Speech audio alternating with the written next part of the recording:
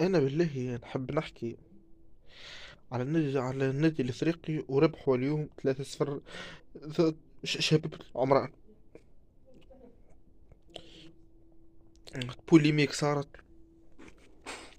على البلانتي متاع غاية الزعلوني، قالوا ماشي بلانتي والحكايات هذيك الكل، والحكم رجع على الفار وحسبها بلانتي انا نحب نقول كيما العمران امتلكت الشوط الاول بطول الارض، حتى الفريق امتلك الشوط الثاني بطول الارض. عجبوني لهم الجوهرات، عجبونا الزعلوني وشواط وكي زومبي، عجبونا لعبوا، أعطوا من عندهم، أعطوا معناتها للفريقين، معناتها لعبوا.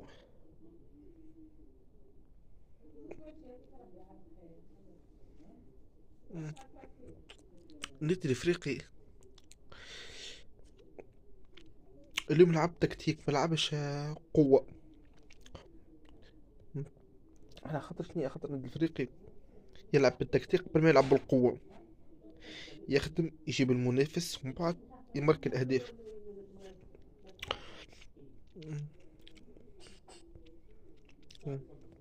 عبد السلام بوحوش كان عاشق لهذا الفريق قبل ما يكون رئيس جمعية العمران. عبد السلام بوحوش يتمنى في يوم من الأيام إنه معناتها يكون رئيس الفريق قوي وكبير كما النادي الافريقي. قالت النادي الافريقي توفر في المرتبة الاولى في كرة القدم وفي كرة السلة وفي كرة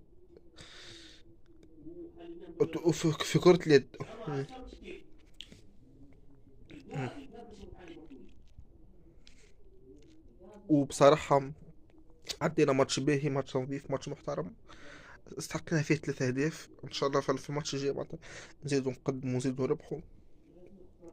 طبعا عملنا زوز تعادل، الباقي الكل فوز باهي باهي. مم.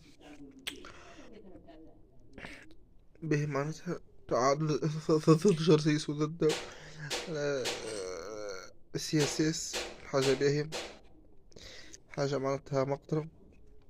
مم، الأفريق لازم تواصل على هذا المنوال، لازم معناتها